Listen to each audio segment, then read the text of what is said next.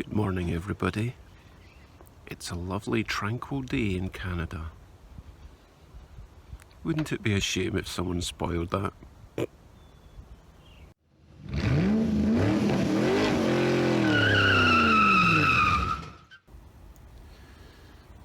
But seriously, folks, I'm going to stick to my rule, no noise before 9 AM, and it is currently just coming up for 10 to 9, so I might as well spend 10 minutes giving the place a bit of a tidy. We all know it needs it. Let's see how much I can get done in 10 minutes.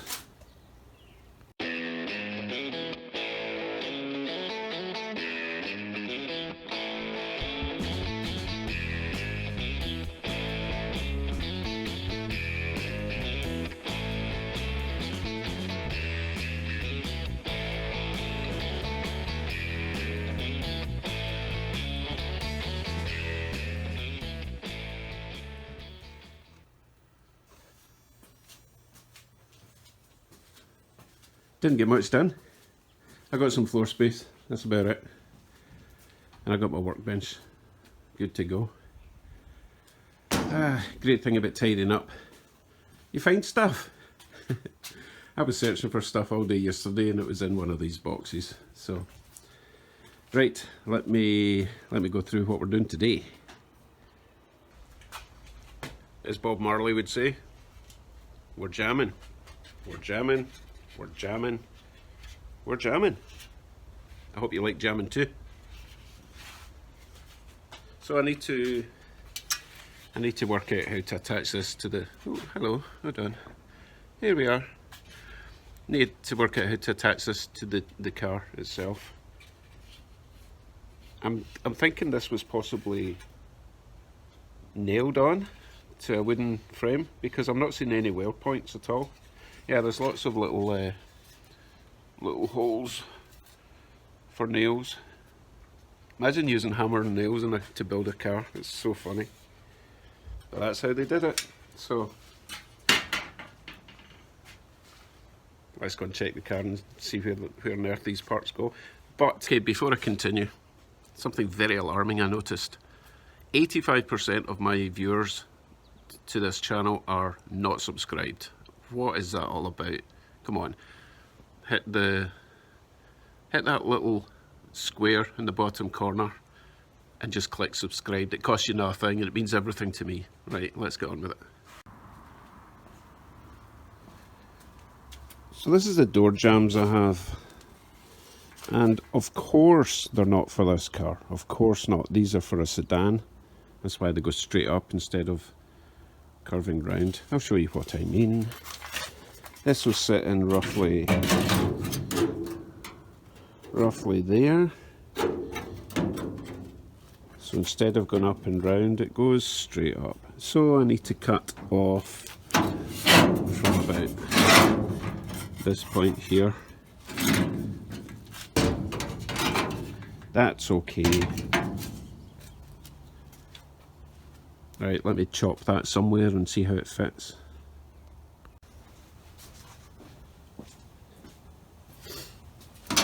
So I'm going to cut this just a little bit longer than I require. I can always grind down, it's much easier to grind down than to add more.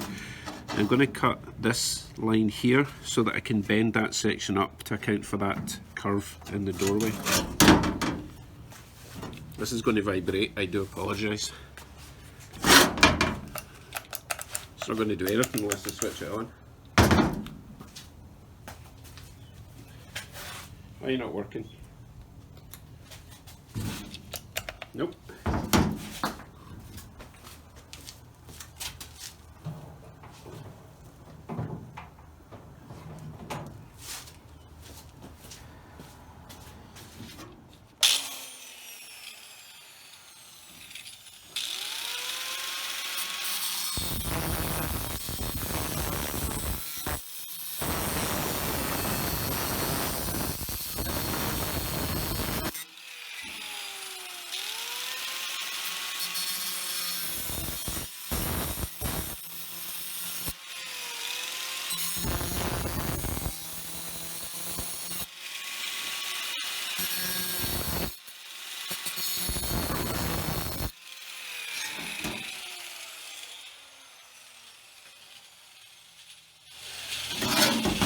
So as I say, this bit here now can bend as required.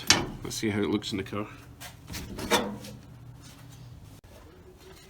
Yeah, it looks like I'll just be chopping that off completely, because if you can see, oop, this would sit sort of in there, okay? However, if you look at the shape of this, see how it slopes out? It means that this section at the top has got nowhere to go.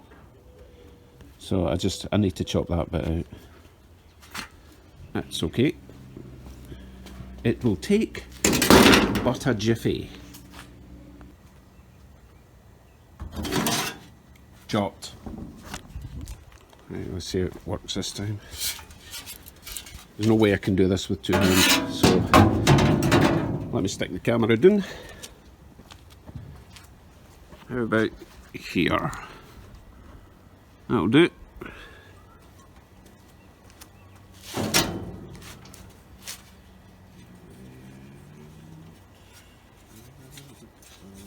confused.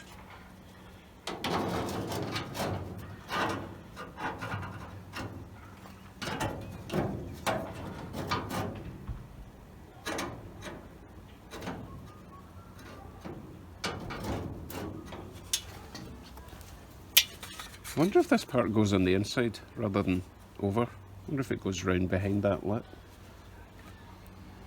I need to go and look that up.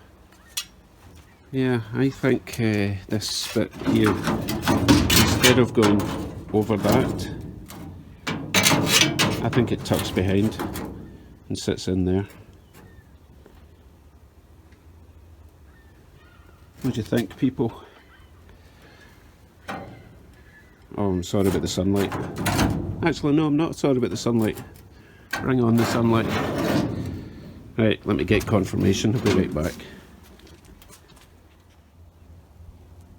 Right, I contacted the guy that I bought the car from. He reckons it goes on the inside, but he's not 100% sure. But I did notice something. This edge here has got primer, but this surface here has got the sort of greenish grey paint that the car would have had. You can see that. You turn it round, it's just primer there. So that would imply that that would go on the inside. That got painted originally, that would have been painted, but obviously the inside wouldn't have been. If it had been on the outside, it would all be green. I think my logic is sound. So I will clean this section up. Probably cut off that little square section, just make it go straight down for future fitting, and then just tack it on with 3 or 4 tacks, and then see where the lock is going to line up. Okay, let's do that. Made my first boo-boo of the day. This section that I was just about to weld in place, that's for that side. Whoops. So I will need to repair that section that I chopped off because it's upside down. Anyway, I'll now fix this section to fit in there. Oh boy. Hey, I make these mistakes so you don't have to. You're welcome. Door jamb Mark II. Right, this one's ready to tack on. So that will sit there. Obviously I need to fill that little gap, but as you can see, it was a funny angle, so I had to chop it there. So I'm going to tack that on there. The reason I knew that it was the wrong way around was that hole for the door lock was down there. Idiot. Right, let me just tack that on, see how it looks. Door jamb tacked in for now. I think it's in the right place now.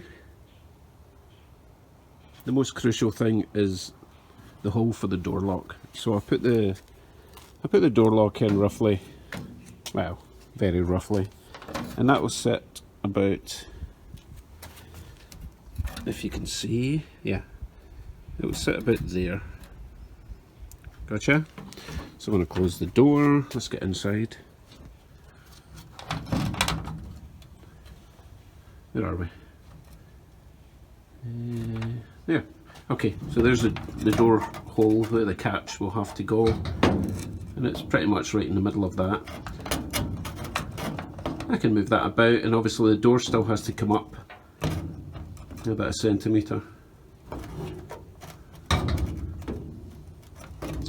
That'll work for me. Next two things I need to do, I need to make some sort of plate for there for the door catch to attach to, and I need to make some sort of plate behind that for the door catch to catch, I guess you could say, and then we'll have an actual working door and lock. Let's see if we can get this done today. I'd really love to move on to fun stuff like starting an engine soon. Step 1 complete. Attach a door handle and lock.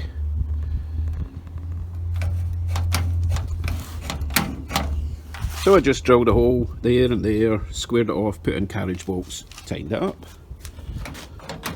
Now I know you're going to say, oh, that's sticking out a bit far, which it is, but it's the only way I can get this to work, because if I use the original design, it's going to be a way out here.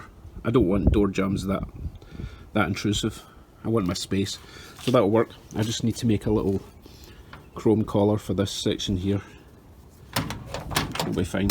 So now I need to just make some sort of, basically just a plate that goes along there with adjustable holes that I can slide it in and out depending on how close I want the door to close. That makes sense? Let's do it then.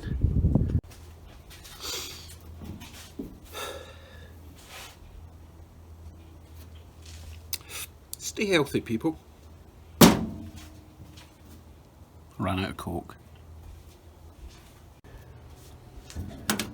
Right, I know this looks like some sad robot clown, but it'll make sense when I cut it out. Watch. Look, I've turned a sad robot clown into a happy robot clown. That'll go in there. Make more sense? Let's fit it. Right. What do I need? Nuts, bolts. So that slides in there. That goes in there. I might cut these washers down a bit. They're a bit on the big side.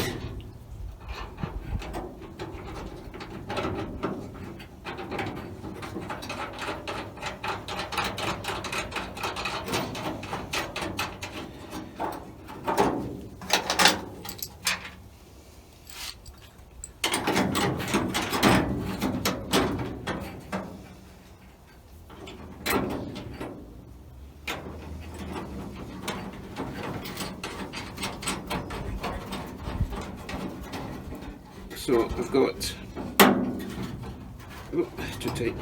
I've got adjustment that way if I want to make the door close tighter. Okay, I'm going to set it to middle for now, see how it looks.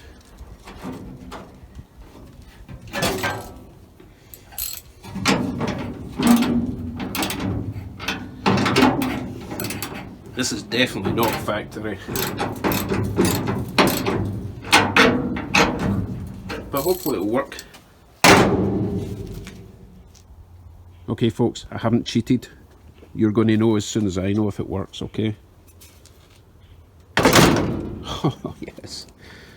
Oh yes. So the door still needs to go up a little bit, but I'm hoping that... Oh, did I mention that?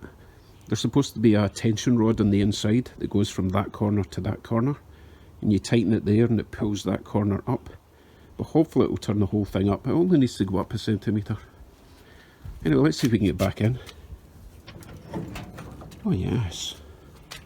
Oh yes, it even slams. Oh well. All I have to do now is replicate that entire process on the other side. Awesome. I feel I should test it a bit more.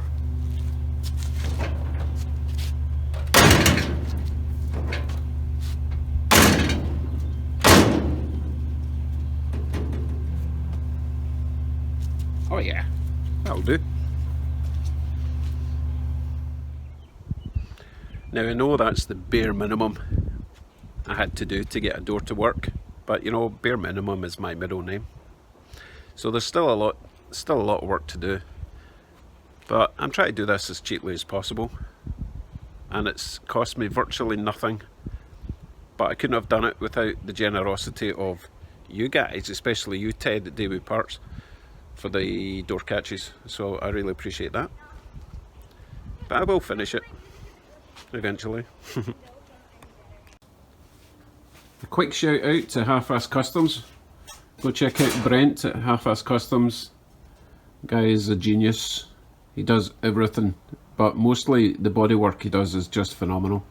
I'm sure most of you already know Brent, but go and check him out. Really, really good stuff. Okay folks, thanks for dropping by. I think I'll probably spend the rest of the day sanding down the bodywork while it's still blue skies and sunshine. But you don't need to see that. You can see it tomorrow if it's done. Rain again tomorrow, I think. We're nearly there. We're nearly at summer. So yeah, thanks again, and please subscribe. I really appreciate that. Catch you in the next one. Bye bye.